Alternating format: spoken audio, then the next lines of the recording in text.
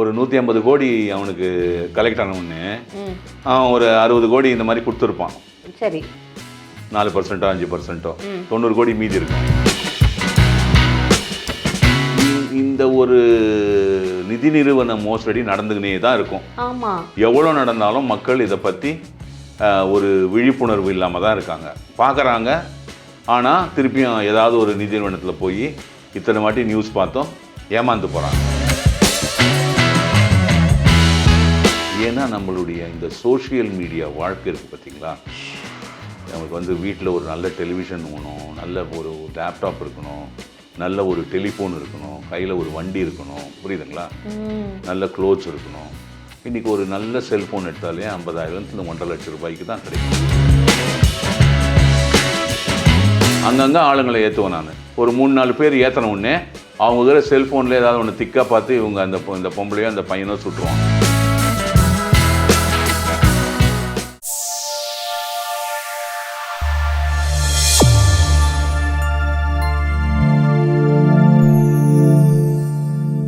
வணக்கம் நேர்களே, டாக்டர் சிகேன் அவரோட யூடியூப் சேனலுக்கு உங்கள் எல்லாரையும் அன்புடன் வரவேற்கிறோம்.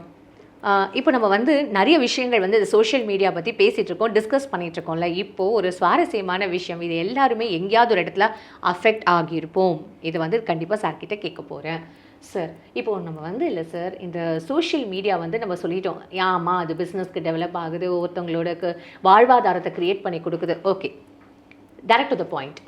சார், இந்த நெட்வொர்க்கிங்னு ஒரு பெரிய ஒரு விஷயம் நடக்குது தெரியுமா sir? Networking can be anything. But என்னோட நெட்வொர்க்கிங்ன்றது என்ன அப்படின்னா, நீங்கள் வந்து ஒரு சேருங்க, உங்களுக்கு கீழே ஒரு 4 பேரை சேர்த்து விடுங்க, அவங்களுக்கு கீழே ஒரு 4-5 பேரை சேர்த்து விடுங்க.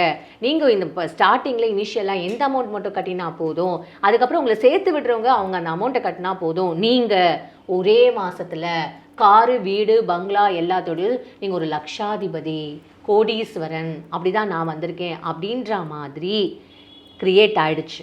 எத்தனை பேர் இதை நம்புகிறாங்க? அது ஸ்டில் பிலீவிங் இட். இதை பற்றி ஒரு படம் வந்தால் கூட, விழிப்புணர்வை ஏற்படுத்தினா கூட, ஏன் இன்னும் மக்கள் அதை நம்பி போகிறாங்க? இந்த நெட்வொர்க்கிங், இந்த சோஷியல் மீடியா மூலமாக இன்னும் நிறையவே ஸ்ப்ரெட் ஆகுதே. முன்ன மாதிரி இருந்ததை விட, முன்ன மாதிரி ஏதோ ஒரு இடத்துல எங்கேயோ ஒரு இடத்துல நடக்குது அப்படின்ற மாதிரி ஒரு 2 நாள் கழிச்சு நியூஸ் வரும், இல்லை ஒரு வாரம் கழிச்சு எங்கேயாவது ஒரு இடத்துல நியூஸ் வரும். ஆனால் இப்போ நீங்கள் சொன்ன மாதிரி அடுத்த நிமிஷம் நியூஸ் வரும்போது ஏன் இன்னும் மக்களுக்கு அந்த விழிப்புணர்வு போய் சேரவே இல்லை? இன்னுமே அந்த பேர் விழுறாங்களே. நானே நிறைய பேரை பார்த்துருக்கேனே. எப்படி சொல்கிறது, அற்புதமான ஒரு அனாலிசிஸ் வந்து. ஆனால் நீ ஒன்று தெரிஞ்சுக்கணும், நிறைய நீங்கள் டிவி நியூஸ் படிக்கிறீங்கல்ல, எவ்வளவோ ஒவ்வொரு ஸ்பேன் ஆஃப் டைம் நீங்கள் படிச்சிருக்கீங்க. அதில் வந்து நிறைய நாட்களில் நீங்கள் வந்து இந்த ஒரு நியூஸ் படிச்சிருப்பீங்க.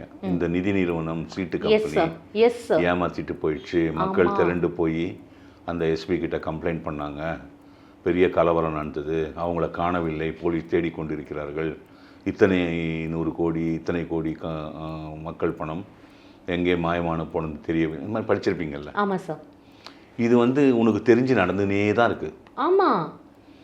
ஆனால் நிதி நிறுவனங்களும் அதே மாதிரி வந்துனே தாங்க எனக்கு ஆச்சரியமா வந்துனே இத்தனை வாட்டி நம்ம டிவியில் பார்த்தாலும் நம்மளும் ஏதாவது ஒரு காலகட்டத்தில் ஒரு நிதி நிறுவனத்தில் போய் போட்டுடுறோம். என்ன மாதிரியான மைண்ட் செட்டில் மக்கள் அது ஏதாவது எப்படின்னா, இப்போ வந்து 1 லட்சத்துக்கு நாங்கள் 3 வட்டி தரோம், ஓகேங்களா, 4 வட்டி தரோம், 5 வட்டி தரோம், சும்மா ஒரு உதாரணத்துக்கு சொல்கிறேன். சரி. உடனே பேங்க்கில் இருக்கிறதெல்லாம் எடுத்துன்னு போய் அங்கே போட வேண்டியது. பேங்க்கில் ஒரு 5 லட்ச ரூபாய் டெபாசிட் வச்சு அங்கே போய் போட்டிங்கன்னா மாதம் உனக்கு ஒரு 20,000 ரூபாய் கிடைக்கும். பேங்க்கில் உனக்கு லட்சத்துக்கு 600 ரூபாய் கிடைக்கும், 500லேருந்து 600 ரூபாய், 6×5 30,000-3000 ரூபாய் கிடைக்கும். ஆனால் இங்கே 20,000 கிடைக்குதே. அதுக்காகவா சார்? இப்போ இது வந்து ஒரு பிரமிட் சிஸ்டமா. நீ வந்து என்ன பண்ணுவேன், 20,000 கிடைக்குது அங்கே போடுவேன், 2 மாதம் உனக்கு வந்தவுடனே அக்கம் பக்கத்தில் எல்லாம் சொல்லுவேன் எனக்கு கரெக்டாக வந்துட்டுருக்கு, நீங்களும் போடுங்கன்னு. அது மாதிரி அவங்களும் போடுவாங்க, அது மாதிரி அவனுக்கு சேர்ந்துக்கினே இருக்கும். இப்போ அவன் வந்து உன் பணத்துலேருந்து தான் கொடுத்துனுக்கிறான் 20,000. புரியுதுங்களா? ஒரு 150 கோடி அவனுக்கு கலெக்ட் ஆன உடனே அவன் ஒரு 60 கோடி இந்த மாதிரி கொடுத்துருப்பான். சரி. 4%, 5%, 90 கோடி மீதி இருக்கும், சவாரி விட்டுருவான். இது வந்து நடந்துனே தான் இருக்குது. ஆமா, இது ரிப்பீட்டடா இது ஒரு விஷியஸ் சர்க்கிள் மாதிரி இருக்கு சார். இது வந்து நடந்துனே இருக்குது. ஆனால் இது வந்து நிதி நிறுவனங்கள் வந்துக்கினே இருக்குது. எப்படியும் மாதத்துக்கு வருஷத்துக்கு ஒரு 4 நிதி நிறுவனம் அந்த மாதிரி ஏமாற்றிட்டு போகிறாங்க. இப்போ கல்கட்டாலெலாம் வந்து சாரதா சிட் ஃபண்டுன்னு ஒன்று இருந்தது அந்த காலத்தில். அது வந்து எத்தனையோ 1000 கோடி ஏமாற்றிட்டு சுவாகா பண்ணிட்டு போயிட்டாங்க. ஐயோ, புரியுதுங்களா? இது மாதிரி உங்களுக்கு வந்து இந்த ஒரு நிதி நிறுவன மோசடி நடந்துக்கினே தான் இருக்கும். ஆமாம், எவ்வளோ நடந்தாலும் மக்கள் இதை பற்றி ஒரு விழிப்புணர்வு இல்லாமல் தான் இருக்காங்க, பார்க்குறாங்க. ஆனால் திருப்பியும் ஏதாவது ஒரு நிதி நிறுவனத்தில் போய் இத்தனை வாட்டி நியூஸ் பார்த்தோம் ஏமாந்து போகிறாங்க. இதெல்லாம் ஒன்றுமே இல்லை.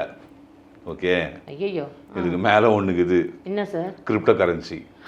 சார், அதை நான் சொல்ல வேணாம்னு நினச்சேன் சார். ஆக்சுவலி ஏன்? கிரிப்டோ கரன்சியில் தான் வந்து ஹையஸ்ட்டு.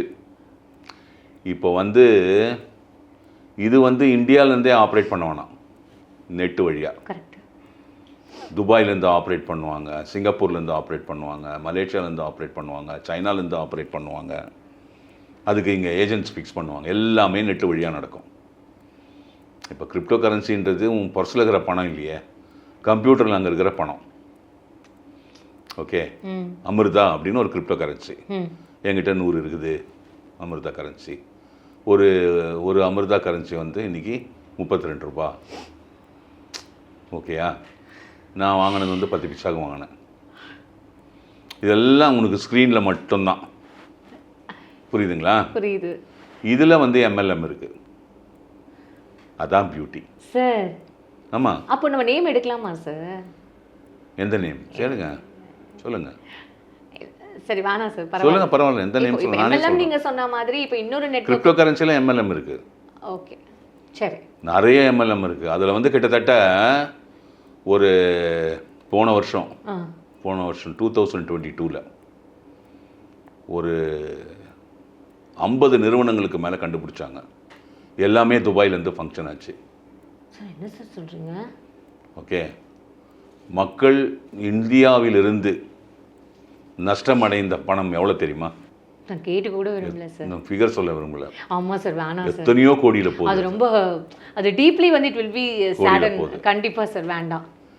அதாவது இன்றைக்கி இருக்கிற காலகட்டத்தில் வந்து என்ன பிரச்சனை வருதுன்னு சொன்னோம்னா, மனுஷனுக்கு வந்து பணம் நிறைய தேவைப்படுது. ஏன்னா நம்மளுடைய இந்த சோஷியல் மீடியா வாழ்க்கை இருக்குது பார்த்தீங்களா? நமக்கு வந்து வீட்டில் ஒரு நல்ல டெலிவிஷன் வேணும், நல்ல ஒரு லேப்டாப் இருக்கணும், நல்ல ஒரு டெலிஃபோன் இருக்கணும், கையில் ஒரு வண்டி இருக்கணும். புரியுதுங்களா? நல்ல க்ளோத்ஸ் இருக்கணும். இன்றைக்கி ஒரு நல்ல செல்ஃபோன் எடுத்தாலே 50,000 1.5 லட்சம் ரூபாய்க்கு தான் கிடைக்கும். பிரம்மாண்டமான தொலைபேசிகள். பிரஸ்டீஜியஸ் இஷ்யூ ஆயிடுச்சு இல்லை சார்? ஆமாம் ஆமாம் ஆமாம். நீ வந்து ஒரு ஃபிலிம் காட்டுறதுன்னு வாங்கல்ல, ஃபிலிம் காட்டுறதுக்காகவாது என்கிட்ட இந்த மாடல் இருக்கணும். புரியுதுங்களா? புரியுது சார். அங்கே வந்து நிற்கிது எல்லாம். இல்லைன்னா ஐய 10,000 ரூபாய் ஃபோன் வச்சுக்கிறான்டி அவன், டுபுக்கு பார்ட்டி அது அப்படின்வாங்க. ஏய், லேட்டஸ்ட் வச்சுருக்காண்டி அவன், பெரிய இது யார் பேசுறது அப்படின்னு அவனுக்கு கமெண்ட் வரணும் காதுக்கு. புரியுதுங்களா? அங்கே வந்து நிற்குது எல்லாம். அப்போ என்ன ஆகுது? மனுஷனுக்கு பணம் தேவைப்படுது. இந்த வேகமான உலகத்தில் மனுஷனுக்கு நிறைய பேர்கிட்ட, இளைய சமுதாயத்துக்கிட்ட, எல்லா ஏஜ் ஃபேக்டருமே, இளைய சமுதாயம் மட்டும் இல்லை, 20s 30s 40s 50s எல்லா ஏஜ் குரூப்லேயும் ஓவர் நைட்டு பணக்காரன் ஆகணும். ஆமாம் சார். அது மனதளவில் அவங்க ரொம்ப பாதிச்சு போயிருக்காங்களா? மனதளவில் பாதிச்சாங்களோ இல்லையோ, நோவாமல் நோம்பு கும்பிடணும், ஓவர் நைட்டில் பணக்காரன் ஆகணும். ஒரே மாதம், ஒரே வருஷம், ஒரே வாரம். ஓகே, பெரிய பணக்காரன் ஆகிடணும். புரியுதா? புரியுது. இப்போ ஒரு ஒரு உதாரணம் சொல்கிறேன் பாரு. ஒரு பையன் வந்து ஒரு ஷேர் ஆட்டோ ஓட்டுறான். ஓகேயா? அந்த பையனுக்கு ஒரு பிரதர் இருக்கான். அப்பா இருக்கிறாங்களா இல்லையான்னு தெரியல, அம்மா இருக்கிறாங்க. புரிஞ்சுதா? அம்மா 2 பசங்கம்மா, பாய்ஸு, ஆண் குழந்தைகள், 2 பெரிய பசங்க. ஒரு பையன் ஷேர் ஆட்டோ வாங்கி ஓட்டுறான். இவங்க ஒரு வேலை பண்ணிக்கிறாங்க. என்ன வேலை தெரியுமா? அதான் நோம்பு கும்பிட்றதுனால இந்த பையன், நான் தான் அந்த பெரிய பையன், நான் தான் ஷேர் ஆட்டோ ஓட்டுறேன். என் தம்பியும் அம்மாவும் ஒரு கஸ்டமராக இருப்பாங்க உள்ள. சரி. அங்கங்கே ஆளுங்களை ஏற்றுவேன் நான். ஆ. ஒரு 3-4 பேர் ஏற்றின உடனே அவங்க இதில் செல்ஃபோனில் ஏதாவது ஒன்று திக்காக பார்த்து இவங்க இந்த பொம்பளையோ அந்த பையனோ சுட்டுருவான். சார் என்ன சார் சொல்கிறீங்க? இப்போ வந்து இந்த 2 பேர் டிரைவரு, அப்போ 2 பிள்ளைங்க, அம்மா பேச்சு கொடுப்போம் நிறையா. அந்த பொம்பளையும் பேசும், நானும் பேசுவேன் டிரைவரா. புரியுதுங்களா? வந்து ஒரு ஃப்ரெண்ட்லியாக இருக்கிற மாதிரி. அந்த மாதிரி ஒரு செல்ஃபோனை சுட்டுருவாங்க. ஒரு செல்ஃபோனை சுட்ட உடனே அவங்களுக்குள்ள ஒரு சிக்னல் இருக்குது. டக்குன்னு ஆட்டோ ஒரு இடத்துல அந்த ஷேர் ஆட்டோவை நிறுத்திட்டு இல்லை அர்ஜென்ட்டாக நாங்கள் இதுக்கு போனோம், நீங்கள்லாம் இறங்கிடுங்க, வேறு ஆட்டோ பிடிச்சி போங்கன்ட்டு கப்புன்னு இறக்கி விட்டு எகிரிடுவாங்க. பணம் கூட கொடுக்குவானா. ஒரு எக்ஸ்பென்சிவ் ஃபோன் வச்சுட்டாங்க. ஒரு நாளைக்கு இந்த மாதிரி 10லேருந்து 15 ஃபோனு லூட் அடிப்பாங்க. இந்த மேட்டர் ஆஃப் 3-4 மினிட்ஸ், 3-4 ஹவர்ஸ். ஓகேயா? அதோட பேக்கப்பு மூர் மார்க்கெட்டில் பர்மா பசாரில் போய் இதை வித்துடுறது. என்னாச்சு? ஒரு நாளைக்கு 50,000 60,000 1 லட்சம் கிடைக்கும். போதுமே. அவ்வளோதான். இந்த நெட்வொர்க்கு ரொம்ப நாளாக நடக்குது, ஒரு கொஞ்சம் நாளாகவே நடக்குது. இதில் சில செல்ஃபோன் தொலைஞ்சவங்க எல்லாமே கம்ப்ளைண்ட் கொடுத்துக்கினே வந்தாங்க. அவங்க எல்லாமே கம்ப்ளைண்ட் கொடுத்தது என்ன அப்படின்னு கேட்டிங்கன்னா, எனக்கு ஷேர் ஆட்டோவில் தான் மிஸ் ஆச்சு, அங்கே அவங்க மேலே தான் எனக்கு சந்தேகமாகுதுன்னு அப்படின்ற மாதிரி. அந்த மாதிரி நிறைய பேர் இந்த ஷேர் ஆட்டோ சந்தேகம் சொல்லவே போலீஸ் வந்து கண்காணிக்க ஆரம்பிச்சது. கண்டுபிடிச்சிட்டாங்க இவங்கள, இந்த ஃபேமிலியை கண்டுபிடிச்சிக்குள்ளே ஜெயிலில் போட்டாங்க. ஓகேயா? இது வந்து எதுக்கு சொல்கிறேன் உனக்கு அப்படின்னு கேட்டிங்கன்னா, இது இது இது இது மாதிரி வந்து உங்களுக்கு சமுதாயத்தில் வந்துனே தான் இருக்கும். அதில் வந்து இந்த எம்எல்எம்லேயே அதிகபட்சமான எம்எல்எம் நடந்தது. அதாவது எம்எல்எம் வந்து ஒரு 1960லேருந்து நடந்துன்னு வருதுன்னு வச்சிங்களேன், 2020 வரைக்கும், 2024 வரைக்கும். அதுக்கப்புறம் இப்போது இந்த ஒரு கடந்த 15 வருஷத்தில், 15 வருஷம் கூட இல்லை, இந்த கடந்த ஒரு 5 வருஷம் 10 வருஷம் 10 வருஷம் வச்சுக்கலாம். அதில் கிரிப்டோ கரன்சியில் நடந்த எம்எல்எம் வந்து 1960லேருந்து நடந்து 2024 வரைக்கும் நடந்ததில் மக்கள்லாம் சேர்ந்து ஒரு 10 பாயிண்ட் நஷ்டம் அடைஞ்சிருந்தாங்க அப்படின்னா, இந்த 10 வருஷத்தில் மக்கள் நஷ்டம் அடைஞ்சது வந்து 100 பாயிண்ட்.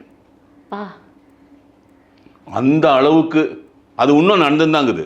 அதுதான் சார் எனக்கும் இதுவாக இருக்குது. இன்னுமே மக்களுக்கு விழிப்புணர்வு எவ்வளோ சொன்னாலும் புரியலையா, எதுக்கு அந்த மாதிரி போய் விழணும் அப்படின்ற மாதிரி. இப்போ வந்து நீ இந்தியன் ருப்பியில், இப்போ ஃபாரின்லேருந்து எம்எல்எம் நடத்துறவங்களுக்கெல்லாம் நீ இந்தியன் ருப்பியில் பே பண்ண வேணாம்.